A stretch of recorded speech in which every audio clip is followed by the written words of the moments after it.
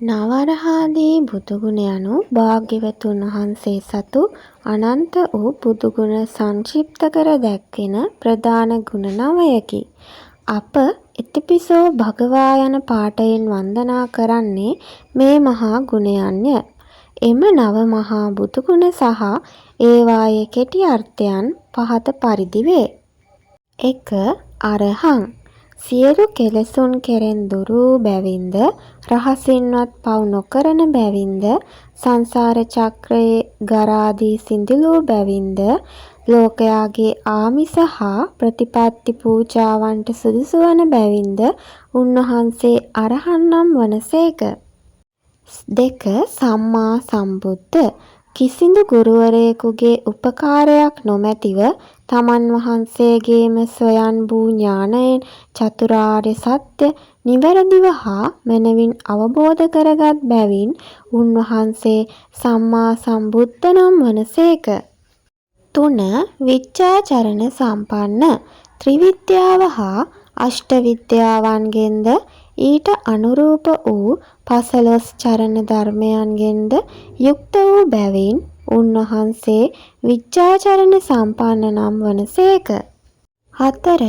සුගත යහපත් ගමන් ඇති බැවින්ද සුන්දර වූද සත්‍ය වූද නිවැරදි වචන පමණක්ම දේශනා කරන බැවින් උන්වහන්සේ සුගත නම් වනසේක. 5. ලෝකවිදු සත්ත්ව ලෝකය, සංස්කාර ලෝකය සහ අවකාශ ලෝකය යන තුන් ලෝකය පිළිබඳවම තත්වාකාරයෙන් සම්පූර්ණ අවබෝධයක් ඇති බැවින් උන්වහන්සේ ලෝකවිදු නම් වනසේක. 6. අනුත්තරෝ පුරිස ධම්මසාරති දමනය කිරීමට අපහසු ඡණ්ඩ පරුෂ මිනිසුන්, යක්ෂයන්, දේව හා බ්‍රහ්මයන් උපක්‍රමශීලීව දමනය කර සංසුන් මාවතට ගැනීමට සමත් උන්වහන්සේට වඩා උසස් වෙනත් කිසිදු ශාස්තෘවරයෙකු නොමැති බැවින් උන්වහන්සේ අනුත්තරෝ පුරිස ධම්මසාරති නම් වනසේක.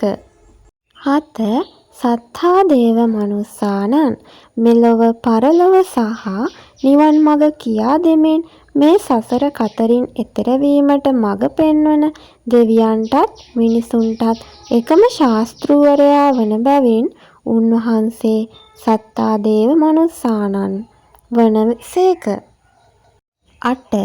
බුද්ධ තමන් වහන්සේ සත්‍ය අවබෝධ කරගෙන සසර දුකින් මිදී අනෙක් සත්වයන්ටද ඒ සත්‍ය ධර්මය අවබෝධ කරවන බැවින් උන්වහන්සේ බුද්ධ නම් වනසේක. 9.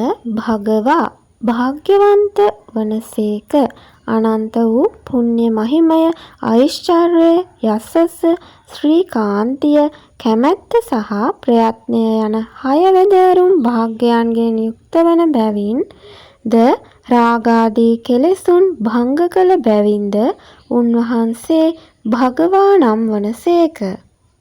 මෙම නවරහාදී බුදුගුණ නිරන්තරයෙන් සිතින් මෙනෙහි කිරීම සිතට මහත් සැනසීමක්, සමාධියක් සහ පිනක් ළඟා කර දෙන්නකි.